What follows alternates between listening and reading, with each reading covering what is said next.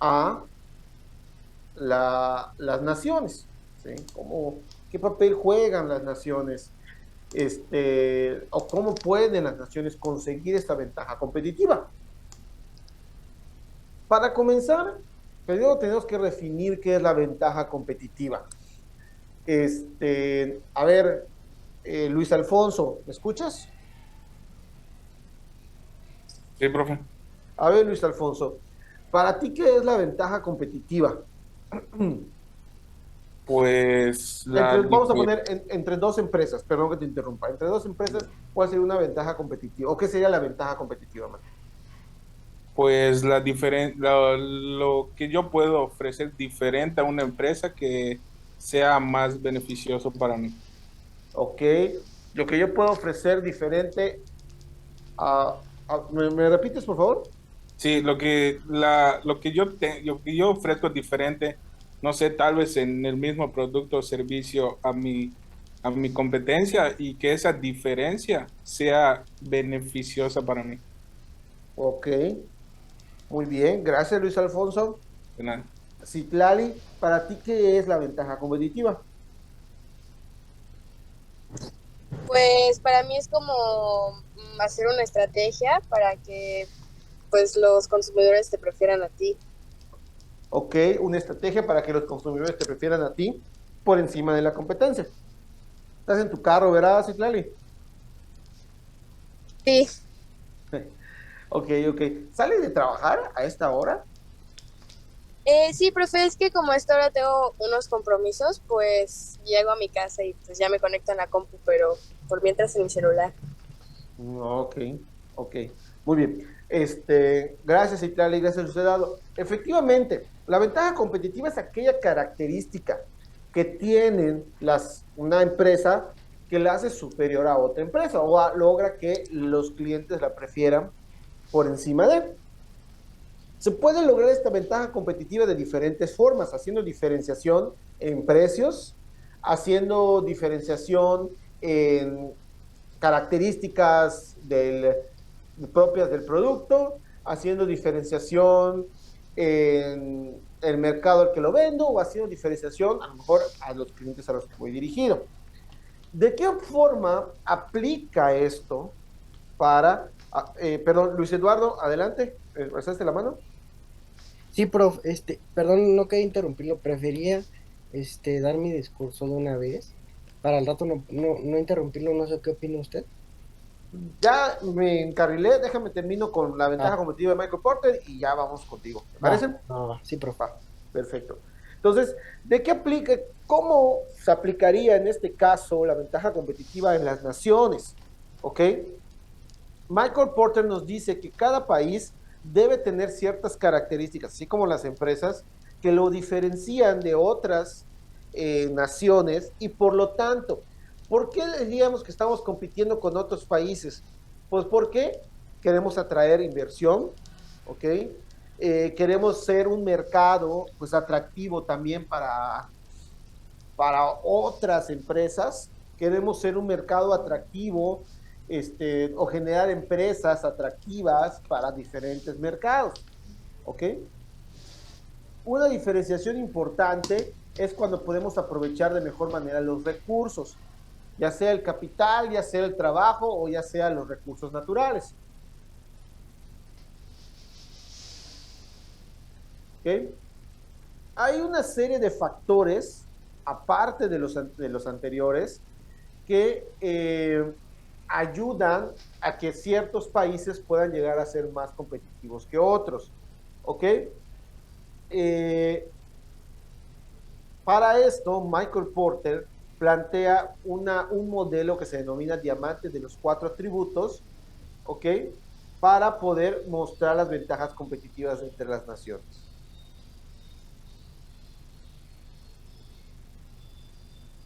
Oh,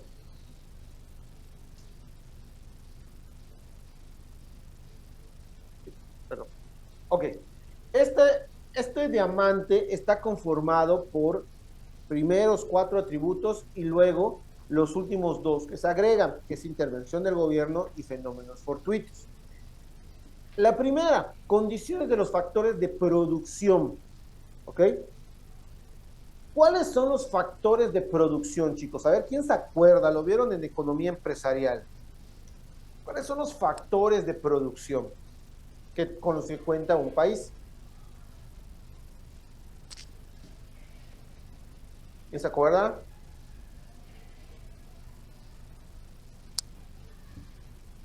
Un punto extra, quien se acuerde. A ver si se motivan. A ver, Luis Eduardo, ¿sí es? ¿Dejaste tu mano alzada o quieres opinar? Pues yo me acuerdo algo que era algo de tierra, trabajo, Correcto. capital. Correcto, Luis Eduardo. Muy bien, Luis Eduardo, perdón. Tierra, capital, trabajo y faltó una, ¿sí? Que es habilidades empresariales, ¿ok? Tierra, pues hace referencia a todos los factores, a los recursos humanos con los que cuenta un país, ¿sí? Todo lo que tenga que ser, pueda ser extraído. Pues, hablamos de minerales, hablamos de petróleo, hablamos de fauna, hablamos de flora, agua, todos los recursos naturales, ¿de acuerdo? Incluso hasta el clima. Por ejemplo, hay lugares en los que es más factible tener energías renovables por el hecho de que estamos en una ubicación con mucha cantidad de sol, ¿sí? O el sol pega muy fuerte, o zonas en donde el viento sopla mayor, sopla más y por lo tanto podemos generar más energía eólica. Entonces, pues también el clima interviene entre los que son los factores o recursos naturales.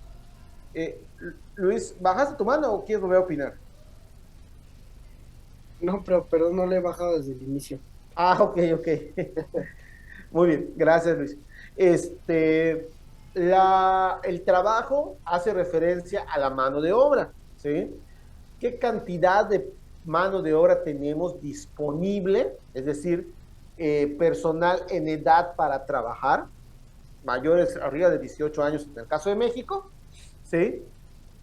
Entonces, gente que tenga capacidad para trabajar o que esté en edad de trabajar, ese es uno. Y dos, qué tan calificada está la mano de obra. Si es una mano de obra obrera o si es una mano de obra especializada, ¿sí? No sé si les platiqué al principio de la DINA, pero bueno, si ya les platiqué, me dicen ya nos platicó. Si no les he platicado, pues les comento. En un principio, a los años 90, 80, México promovía que los estudiantes llegaran hasta el nivel secundaria y después de nivel de secundaria pudiesen estudiar alguna carrera técnica o algún bachillerato técnico, no carrera, algún bachillerato técnico, ¿sí? O alguna carrera comercial, ¿sí? Entonces empezaron a abrir muchas carreras comerciales y muchos bachilleratos técnicos, como la CEBETIS, como la CETIS, como el CONALEP. Esto con el afán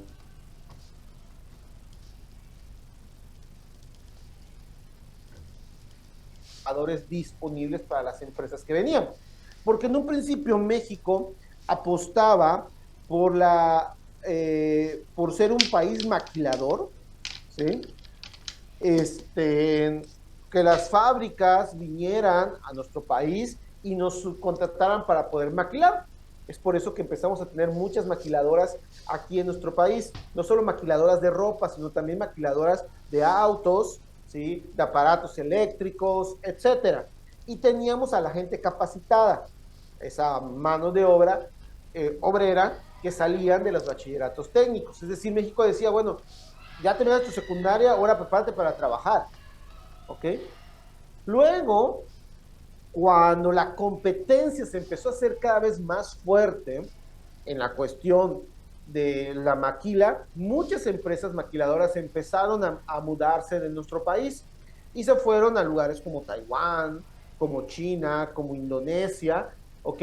Porque ahí tenían más personal pero además la paga o las condiciones laborales eran inferiores a las de México. Decía, le salía mejor a las maquiladoras estar ahí.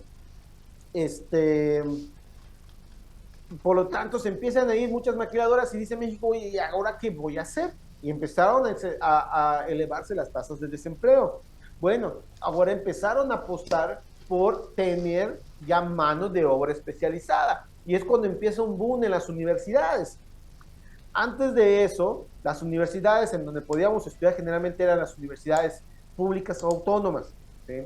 Tipo la UNAM, tipo el Politécnico, y pues cada estado tiene sus universidades públicas o autónomas, ¿ok? Entonces, pero cuando ya viene el boom, cuando dicen, bueno, ya no tenemos trabajo para para estas personas que salieron con bachillerato técnico y eran obreros, bueno, ahora qué hacemos, vamos a especializar nuestra mano de obra, como dándoles una licenciatura. Empiezan a surgir universidades privadas y más universidades públicas para lograr fomentar esto. Entonces ya le decían a la gente, oye, no te quedes solamente con tu bachillerato, pasa al siguiente nivel, estudia tu licenciatura. Y conforme la competencia a nivel internacional entre las naciones se vaya haciendo más fuerte, va a exigir que los mexicanos nos especialicemos cada vez más. Y ya no solo nos vamos a quedar en licenciatura, sino que ahora vamos a buscar pues algún posgrado, sea maestría, sea doctorado, sea postdoc, ¿ok? Entonces, bueno, el trabajo se hace referencia a eso. Capital se refiere al dinero que existe para que podamos pues costear toda la producción que podamos generar dentro de nuestro país. Y habilidades empresariales hace referencia a la capacidad que tienen las naciones para generar negocios con lo producido. Entonces, esos son los factores de producción. El primer punto del diamante de Porter hace referencia a esto: medir o saber cuáles son nuestras condiciones, las condiciones que tenemos de nuestros factores de producción. Si tenemos buenos elementos en la cuestión de tierra, es decir, suficientes recursos naturales, o si tenemos buen capital de trabajo, tanto en abundancia como en especialización, o si tenemos el dinero, o si tenemos la habilidad para poder convertirlo en negocio, ¿vale? Un ejemplo, Suiza, ¿ok? Suiza es un país pequeño, es un país que cuenta con, dentro de sus condiciones de factores de producción, cuenta con muy pocos recursos naturales. Sin embargo, es una de las mayores productoras de chocolate a nivel internacional, ¿ok? ¿De dónde obtiene el cacao? Bueno, de los países que son productores de cacao, como pues, generalmente Latinoamérica, ¿sí? Entonces, de ahí se obtiene el cacao que se manda a Suiza, y Suiza se especializó en hacer chocolate de muy buena calidad. Es decir, dentro de los factores de producción, en donde está teniendo ventaja es en el capital y en sus habilidades empresariales, ¿okay? Es decir, tiene el dinero para producir y tiene capacidad para hacer negocio con eso que produce. Ese es un ejemplo. Y así hay varios, ¿okay? Por ejemplo, si hablamos de a lo mejor de algún país de Latinoamérica, bueno, un país de África. África es un país vasto en recursos naturales. Es un país con mucha cantidad de mano de obra, pero muy poca mano de obra especializada, ¿okay? Y muy poco capital para producir y muy poca habilidad empresarial para convertir en negocio lo que está produciendo. Por eso muchos de las empresas que llegan a África pues son empresas extranjeras que tienen el capital y la habilidad para poder explotar todo lo que se produce de los recursos naturales que tiene África. Muy bien. Siguiente elemento del diamante de Porter son las condiciones de la demanda, ¿sí? Recordemos que la demanda es todo lo que la gente quiere comprar. Hace referencia a todo lo que quiere comprar. ¿Cuáles son esas condiciones de la demanda? ¿Qué tanto poder adquisitivo tiene mi mercado? Es decir, ¿cuánto puede comprar? ¿A qué nivel pueden comprar? ¿Sí? evaluar cómo están los consumidores o clientes, ¿de acuerdo? Entonces, si por ejemplo evaluamos a México en la condición de la demanda, no podemos hablar que es un mercado medio, ¿sí? No hay tanta facilidad para el consumo, para consumir en demasía, pero tampoco somos un país que no consuma, sobre todo ciertos productos. Muy bien. El siguiente punto dentro del diamante son los famosos clústeres, ¿ok? No sé si ya habían oído hablar de los clústeres. Los clústeres son agrupaciones de empresas que tienen cierta relación entre sí y que se pueden apoyar. Por ejemplo, si yo soy una empresa que se dedica a crear softwares, ¿sí? Pero al lado de mí hay otra empresa que se dedica a crear equipos, es decir, puro hardware. Bueno, nos podemos apoyar y complementar. Yo te puedo apoyar con el software necesario para los equipos que tú estás creando, ¿sí? Dentro del mismo, al lado de la de hardware, hay una empresa que se dedica a comercializar equipos, o hay una empresa que se dedica a maquilar chips para las computadoras. Ok, me voy apoyando. Entonces, estos clústeres son las agrupaciones de esas empresas que se relacionan entre sí porque están navegando en un mismo giro, que no son competencia, sino que se apoyan ya siendo en la cuestión de clientes o proveeduría. En varios estados de la República hay estos tipos de clústeres. Por ejemplo, clústeres logísticos, clústeres turísticos, etcétera. Las zonas económicas preferenciales es un proyecto que empezó a surgir en el sexenio de Enrique Peña Nieto, que actualmente se suspendió. Buscaba precisamente esto, la formación de clústeres dentro de zonas con preferencias económicas. ¿Qué quiere decir? Preferencias fiscales o entradas y salidas más accesibles en la cuestión de materiales, ya sea producto terminado o materia prima. Hacía referencia a esto y es lo que buscaba fomentar la creación de clústeres. Los clústeres ayudan mucho a la economía porque se van creando alianzas estratégicas entre las empresas que se empiezan a dar soporte. Competencia o rivalidad local de las industrias. ¿Qué tan fuerte está la competencia en el mercado en el que nosotros nos encontramos? ¿Sí? Que tocamos nuevamente una terminología que se refiere a Océano Rojo y Océano Azul. Cuando evaluamos nuestra competencia o la rivalidad con nuestros competidores, nosotros establecemos si estamos o nos encontramos compitiendo en un océano rojo o un océano azul. El océano rojo hace referencia a una cuestión bélica, que es un océano ensangrentado, ¿sí? Un océano turbio. ¿Qué quiere decir? Que la competencia en donde me encuentro o es mucha o es muy agresiva, ¿okay? Por ejemplo, hablando de la industria refresquera, no hay tantas marcas de refrescos, pero sí es una rivalidad muy marcada y muy fuerte. La industria de los videojuegos, por ejemplo, tampoco hay tantos desarrolladores de videojuegos o tantos desarrolladores de consolas de videojuegos, pero es una industria muy peleada entre los que ya existen. Pues ellos navegan en océanos rojos. Ahora, los océanos azules es cuando nosotros competimos en un mercado, pues no tan libre de competencias, pero que no es tan marcada la rivalidad, o la rivalidad no es tan fuerte. Se dejan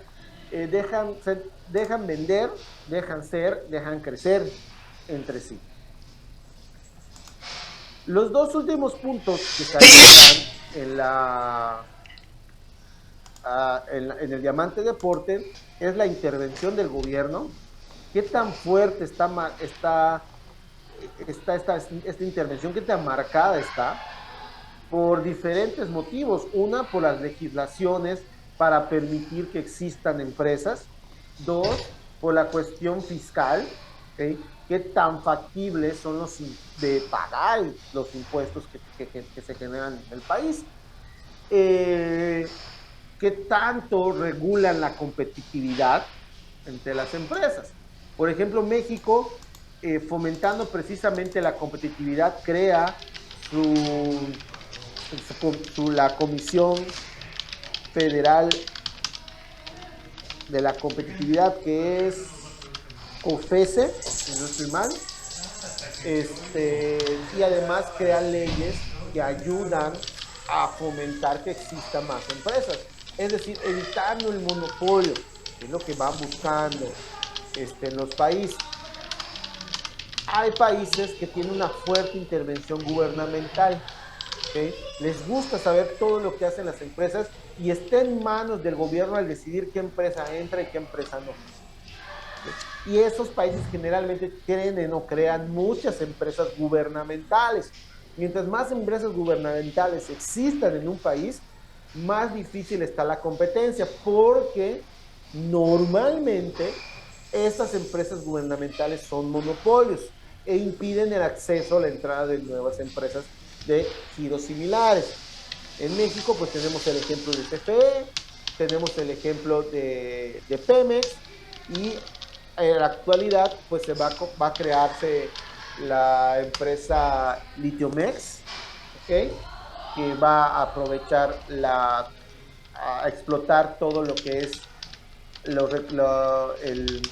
los yacimientos de litio que se encontraron en México. Y hace poco, en esta semana, se anunció que el ejército va a crear una empresa de aerolínea, ¿okay? Entonces, poco a poco México va creando muchas empresas gubernamentales cuando en su momento existían y se fueron aperturando. Por ejemplo, en los 80 y los 90 existían más. Los bancos, por ejemplo, eran bancos gubernamentales. Teléfonos de México era de gobierno. Tenía su televisora que se convirtió en TV Azteca. En la parte de CEMEX, de Pemex, CFE. Había en el centro de la República y algunos estados existía Luz y Fuerza del Centro, que esa fue una de las últimas que desapareció durante el gobierno de Felipe Calderón. Y tuvieron más bien, no tanto desapareció, sino que fueron absorbidas por la CFE, y pues ya únicamente creó la CFE para dar suministro eléctrico a nivel nacional. Y por último, fortuitos, ¿sí? ¿Qué tan predispuesto está el país a tener estos fenómenos de los cuales no tenemos control? Por ejemplo, fenómenos naturales como los terremotos, como huracanes, como erupciones volcánicas, lluvias torrenciales, sequías, etcétera. ¿Okay? ¿Qué tan factible o qué tan predispuesto está el país para eso? Por ejemplo, Japón es un país que tiene mucha predisposición a los fenómenos fortuitos por la zona en la que se encuentra. Sufre de muchos huracanes a nivel anualmente, ¿ok? Y eso a veces dificulta mucho pues la vida empresarial y el intercambio comercial. ¿Dudas hasta aquí, chicos?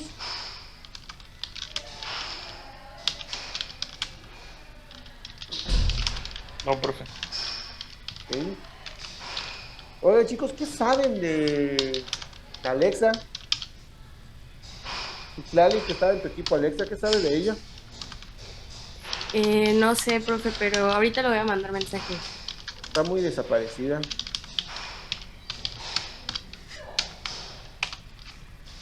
Muy bien. Entonces, pues Luis Eduardo, adelante, te queremos escuchar. Acuérdate que tienes que encender tu cámara. Listo, voy, denme un minuto. Claro.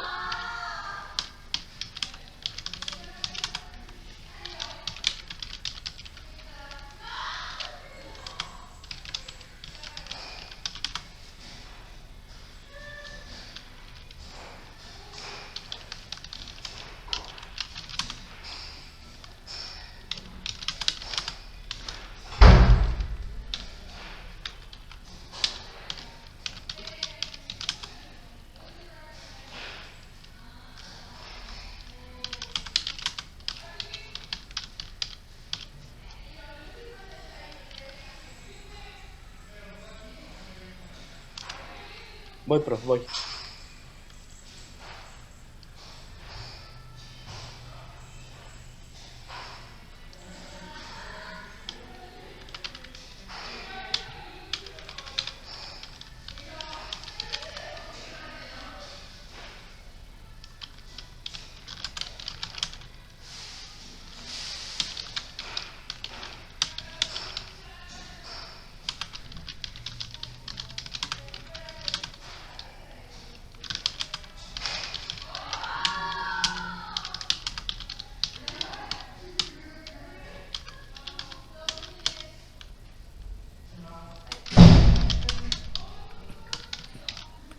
Bueno, pues este es mi discurso sobre el monetarismo, prof.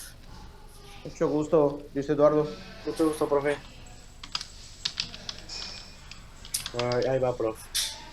El día de hoy estamos aquí para dar solución a uno de los tantos problemas que han venido generando con el tiempo, con el paso del tiempo, la inflación, un claro ejemplo de corrupción e incapacidad de personajes políticos que han llevado las riendas de la economía de nuestro país. Pues se han hecho promesas que no se han cumplido, pero el día de hoy vamos a cambiar el rumbo de nuestro país para apoyar a las familias mexicanas. Se va a impulsar un nuevo proyecto basado en la doctrina del monetarismo. Se buscará que las autoridades monetarias se sujeten a una regla monetaria en donde se aumenta la cantidad de circulante a una tasa constante y estable, que se relacione directamente con la tasa de crecimiento del país. Dado lo anterior, una de las herramientas que tiene la autoridad monetaria para controlar la inflación es manejar la tasa de interés. Si existe un temor de inflación, la tasa de interés debe aumentar de modo que el dinero sea más caro. Por el contrario, ante una posible deflación, la autoridad monetaria debe de reducir la tasa de interés. Entre algunas otras acciones que vamos a llevar a cabo son las siguientes. El control de la inflación. La autoridad monetaria debe evitar procesos inflacionarios y deflacionarios. Reducción de papel de Estado en la economía. La intervención del Estado en la economía genera ineficiencia. Promover la apertura comercial. Promover la libre circulación e intercambio de bienes y servicios. No buscar la plena ocupación, desempleo cero. Existirá una tasa de desempleo natural. Si el Estado intenta ubicarse por debajo de esta tasa, se desencadenarían fenómenos inflacionarios. Y la última acción sería defender la competencia, promover la competencia interna y externa, y utilizar al mercado como mecanismo de asignación de recursos. Hemos escuchado que los malos actos del gobierno anterior han venido afectando significativamente la economía de las familias. De la mano con nuestros vecinos mexicanos vamos a poder llegar a una solución a todo esto que lleva años afectándonos. En este gobierno no vamos a permitir que ningún ciudadano siga pagando las consecuencias que no le corresponden y vamos a poder regresarle la dignidad a sus familias. Eso es todo, prof. Muy bien, Luis Eduardo, excelente. Un aplauso, chicos, para su compañero. Gracias, prof.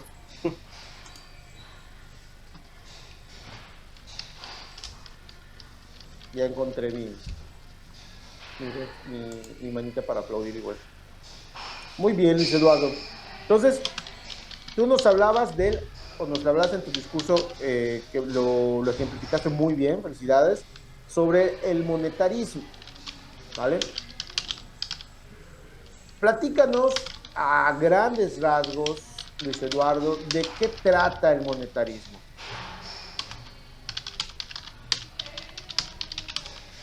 Claro, prof. Pues mire, según lo que yo investigué, es una doctrina económica que se desempeña una función como en alguna función económica del país, prof. O sea, permite como mejorar la economía de un país hasta cierto punto.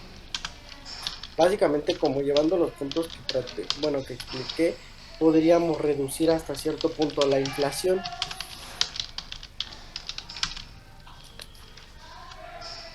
Correcto. ¿Algo más, Luis? ¿Qué más?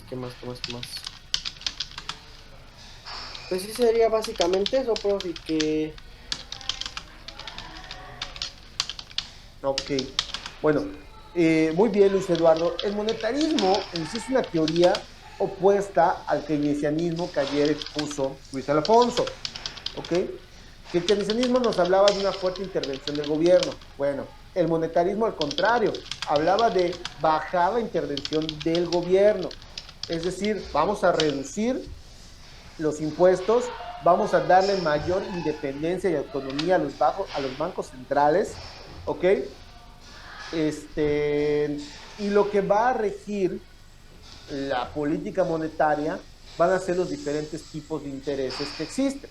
Lo que busca es esta teoría es abrir más a la competencia y también de esta manera ir disminuyendo la inflación. A mayor competencia, bajamos los costos o los precios de cada producto y eso nos lleva a que por ende podamos disminuir la inflación. ¿Ok? Otro factor por el cual nosotros podemos disminuir la inflación es reduciendo los impuestos, ¿sí? Para que las empresas y las personas puedan invertir más y generar su propia economía. Para que la reducción de impuestos se pueda dar, el gobierno tiene que reducir sus gastos. Hablábamos ayer de keynesianismo que al contrario, hay que aumentar el gasto. El gobierno tiene que invertir. Aquí no, reduzcan el gasto para que los impuestos puedan disminuir y a la gente le quede suficiente dinero para que puedan generar algún tipo de negocio. Fuera de eso. Por ejemplo, hace unos años, cuando estaba en las elecciones presidenciales, estaba compitiendo en el tema de Enrique Peña Nieto, había un candidato que se llamaba Alfonso Cuadri, ahorita es diputado. Bueno, Cuadri, dentro de sus propuestas, él era muy liberal, planteaba el que las cárceles se volvieran privadas, privatizar las cárceles, ¿ok? Muchos se ofendieron y dijeron que pues esto no es apto, no es correcto, ¿sí? Sin embargo, permítame un segundito.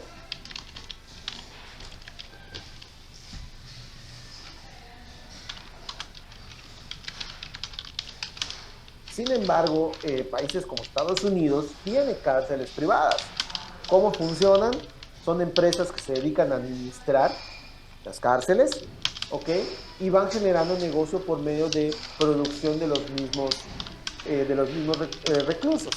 Ellos fabrican, no sé, algunos artículos, estos se venden y así van generando también negocio y aparte, pues van cobrando también por su administración, muy poco, ¿sí? Tanto que para el gobierno es menos el gasto de pagarle a alguien la administración de una prisión que el tener que solventar una prisión. Muchos lo apoyaron por el hecho de que dicen, bueno, oye, si ya están presos, son gente que ha demostrado que no puede vivir en sociedad, ¿por qué encima de que causaron daño, robaron, asesinaron o lo que sea, los tenemos que seguir manteniendo? Esa es la realidad actual de nuestro país. Tenemos mucha gente en prisión, ¿sí?, que encima de que cometieron los delitos, pues están viviendo gratis. No digamos que en las mejores condiciones, porque las cárceles de México son en muy pésima condición, pero bueno, aparte nosotros estamos pagando con nuestros impuestos esas cárceles. Decía que también por medio de la administración privada de las cárceles podíamos mejorar las condiciones de los mismos reclusos, ¿okay? Tener a lo mejor mejores condiciones en los dormitorios, baños, etcétera, y profesionalizar de mejor manera a las personas que los vigilaban o los cuidaban. Entonces, bueno, el monetarismo habla de eso. Vamos a reducir el gasto. Sí se puede. ¿Cómo? Apoyándose en la industria privada para que ellos vayan, pues, solventando estos gastos. Y otra cuestión que nos dice el monetarismo es evitar que los tipos de cambios de las monedas, de las divisas dentro de los países permanezcan fijos. Cuando un país fija su tipo de cambio, esto va generando a la larga inflación, ¿sí? Pues un ejemplo, tenemos el bolívar. en Venezuela. Ellos dicen que por tantos bolívares van a comprar tantos dólares. ¿Cómo lo hacen? ¿Cómo lo logran hacer? Bueno, el gobierno venezolano compra los dólares, los tiene, y si yo, venezolano, quiero comprar dólares, me va a costar tanto el número de bolívares. De esta manera ellos mantienen su tasa de cambio fijo. Pero esto mismo ha generado que Venezuela tenga una tasa de inflación arriba del 1000% anual. ¿Okay? Es decir, o sea, ha aumentado los precios 1000 veces en ese país. Lo mismo pasa con Cuba, ¿ok? Y lo mismo pasa con ciertos países que dicen, bueno, mi tasa de cambio es esta.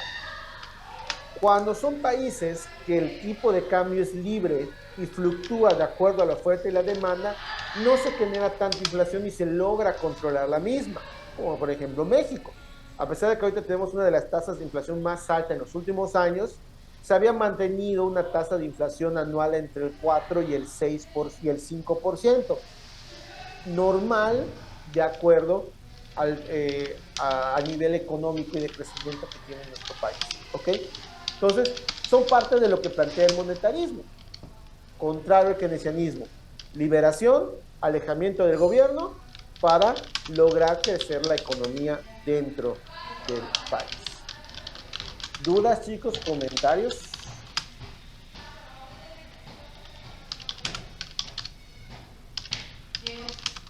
Todo bien, profe.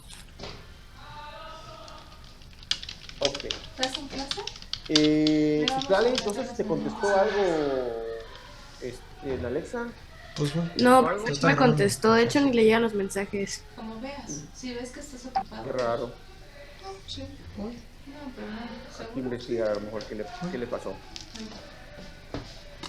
déjale, Bueno. digo. Pues como no está Alexa, Vente.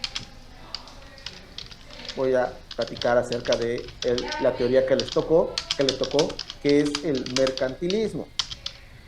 El mercantilismo es una teoría comercial económica que surge antes incluso de la teoría clásica, que nos hablaba de que el mercado se autorregulaba por medio de la oferta y la demanda, etc. Ok, Diego. Que se autorregulaba por medio de la oferta y la demanda. El mercantilismo es una teoría no tan específica y tan documentada, pero que se sostenía durante la época en la que los grandes países empezaban a conquistar territorios y empezaban a tener ese poderío militar, naval, controlando cada vez más territorios en diferentes partes del mundo. Francia, Holanda, Portugal, principalmente en la región de África, España, principalmente en la región americana, Inglaterra también con cierto territorio en América, cierto territorio en África, cierto territorio en Asia. ¿Okay? Entonces, cuando estaba surgiendo esta expansión de las grandes potencias, se empezó a medir la riqueza de cada uno por medio de la cantidad de tesoro que tenían o que guardaban en sus arcas. ¿Okay? Mientras más tesoro tuviera, más rico era el país y mayor probabilidad de crecimiento y fuerza tenía a nivel internacional. Como la cantidad de territorio pues daba la oportunidad de juntar mayor tesoro o recaudar mayor tesoro, pues España se convirtió en uno de los países más ricos durante ese tiempo, ¿ok? Seguido de los países que también tenían territorio en África, como Portugal, como Francia, como Holanda, ¿sí? Incluso esos países que pues, en España, superando a potencias actuales como Inglaterra. Entonces, se fijó eso. Bueno, yo soy un país rico, ¿por qué? Porque tengo tesoro. Sin embargo, esto se empezó a tener mayor complejidad porque ya no podía comerciar tan libremente, tenía que convertir ese tesoro en monedas para que éstas fueran de fácil intercambio y pues tuvieran al final un valor. Poco a poco esto se fue haciendo menos factible y es cuando en la actualidad tenemos para determinar la riqueza de las naciones una base mercantilista. Nada más que ya no es el oro o solamente el oro que determina la riqueza de un país. Pueden haber otros factores, ¿ok? Porque cada vez hay menos oro y a los países cada vez menos les interesa sacarse el oro al mercado porque eso también le da fortaleza a su economía, ¿ok? Entonces, como ya era menos factible el agarrar mi pepita de oro y convertirla en una moneda, se empezó a crear las monedas corrientes o el papel moneda. ¿Y qué le daba valor o qué le da valor a la moneda? Pues son esas reservas que tienen los países, ¿ok? Ya sea reservas en algún material o un mineral precioso, ¿ok? O reservas en monedas extranjeras. Por ejemplo, México, el valor de su moneda, o el valor de su moneda, hablamos como si fuera un país diferente, en el valor de nuestra moneda lo determina nuestras reservas, pero no en oro, sino en dólares. ¿Ok? Mientras más dólares nosotros tengamos en reserva, mayor peso tiene nuestra moneda. Es por eso que nosotros que platicábamos ayer, en el que a muy pocos gobiernos mexicanos les interesa realmente reducir el número de migrantes, porque al mandar dólares a México, como esos dólares no se pueden intercambiar en nuestro mercado, no puedo ir al Oxxo y comprar en dólares, bueno, en algunos Oxxos sí, pero no en todos, yo esos dólares los tengo que cambiar a pesos. Al cambiarlos a pesos, esos dólares pasan a la reserva mexicana. Al tener esos dólares en nuestra reserva, nuestra moneda sigue teniendo peso. Por eso es que nuestra economía está muy ligada a la economía norteamericana. Si el valor del dólar baja, el valor del peso va a bajar también. ¿Ok? Cuando tiene crisis Estados Unidos, generalmente se jala o se lleva de cola a nuestro país. Triste.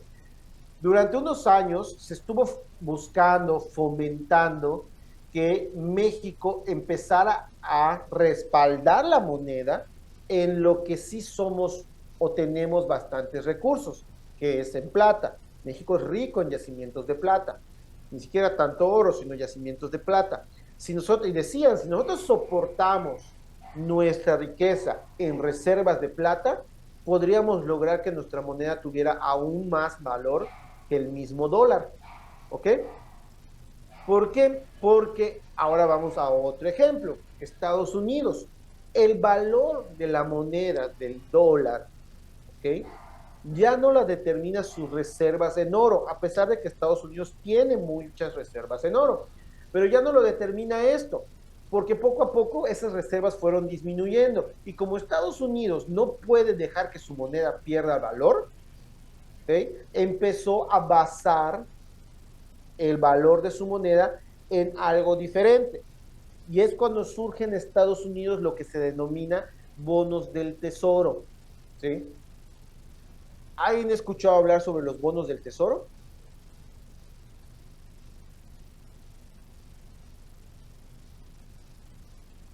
Chicos, Yo no, profe. ok. Alfonso dice que no. ¿Los demás han escuchado hablar sobre los bonos del tesoro? Yo no. Tampoco, profe. Ok. Muy bien, muchas gracias. Los bonos del tesoro son acciones, ¿sí? Vamos a decirlo así, del gobierno de Estados Unidos. Yo emito una acción y yo te la vendo a ti, ciudadano común y corriente, te digo, bueno, ¿cuántos bonos del tesoro quieres? Quiero tantos. El norteamericano va, compra los bonos de tesoro, es decir, invierte en su país, ¿ok? Y esta inversión que hace el ciudadano, ayuda a que el gobierno de Estados Unidos tome ese dinero, lo invierta en diferentes mecanismos financieros y pueda tener una ganancia por medio de tasas de interés. Comparte esa ganancia con el norteamericano que invirtió y la otra parte pues se la va a quedar el gobierno de Estados Unidos. Y también eso ayuda a que el gobierno de Estados Unidos tenga suficiente liquidez para poder invertir en otros rubros. Entonces, conforme va comprando la gente bonos del tesoro, pues va incrementándose la economía también de Estados Unidos o la fuerza, la fortaleza de su moneda. ¿Ok? Por ejemplo, Guatemala. Guatemala es uno de los países que más inmigrantes tiene en Estados Unidos. ¿Ok? Guatemala basa también mucho su riqueza en la cantidad de dólares que hay en su territorio. Como es un territorio más pequeño, ¿sí? Que México y también tiene mucha cantidad de migrantes, pues esas reservas hace que su moneda incluso tenga mayor valor que la del peso. ¿Okay? ¿Por qué? Porque tiene mayor reserva de dólares. Tampoco a los guatemaltecos les interesa mucho reducir la cantidad de migrantes que cruzan hacia Estados Unidos. ¿Por qué? Porque eso solventa, financia o respalda su moneda. Muy bien, chicos. ¿Dudas hasta aquí? ¿Comentarios?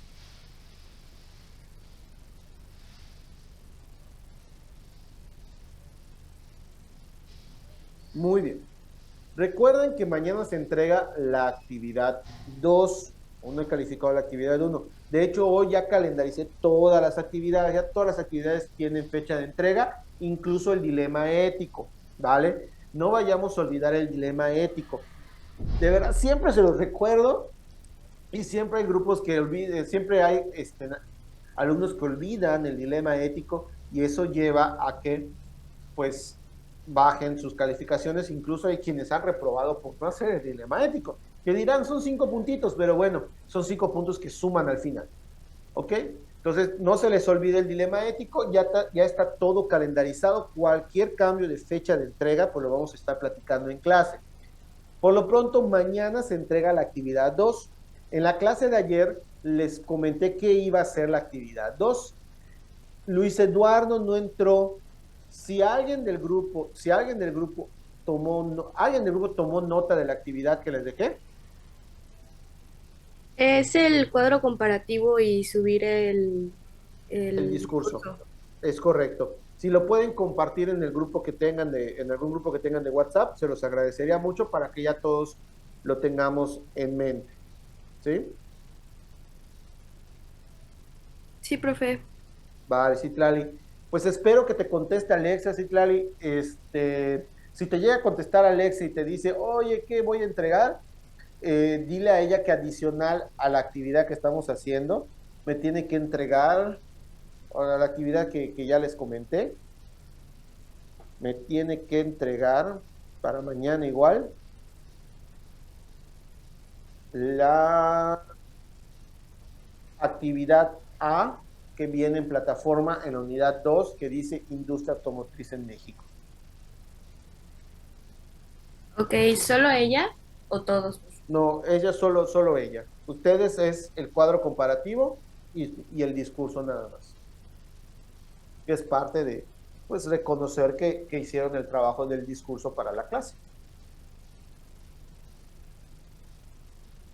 ¿Y también ella que haga el cuadro comparativo o solo la...? Ella va a hacer todo, cuadro comparativo. Aunque no haya presentado su discurso, tiene que escribirlo y aparte la actividad. Ok. ¿Vale? Muy bien. Ya se dividieron, ya tienen sus 2 equipos de 3.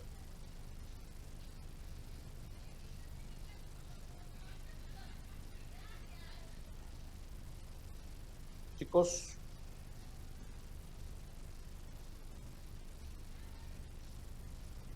¿Por qué no me gusta su silencio? Veíamos la opción de, bueno, no sé si mi tocayo y yo poder trabajar 2 profes que, Si trabajan 2, me va a dejar a una sola persona trabajando sola o a un equipo de 4. Y ya es o muy poco o mucho. ya,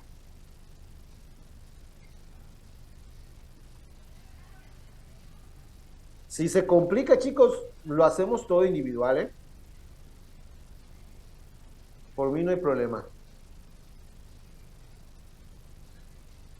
Pues creo que ya tenemos uno, maestro.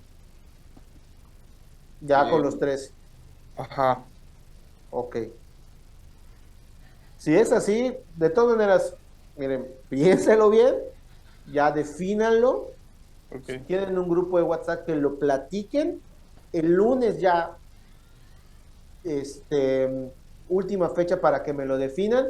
Si el lunes no está definido, van a hacer trabajos individuales. ¿De acuerdo? Sí, profe. Gracias. Muy bien. Los demás, ¿de acuerdo? Diego Eduardo, Diego Galindo, Citlali. Sí, profe. Perfecto. Muy bien, chicos, pues por ser hoy viernes, les dejo salir temprano. Nos vemos el lunes. Gracias, profe. Hasta luego. Gracias. Bueno, Bye, profe. Gracias. Disfruten su fin de semana. Gracias.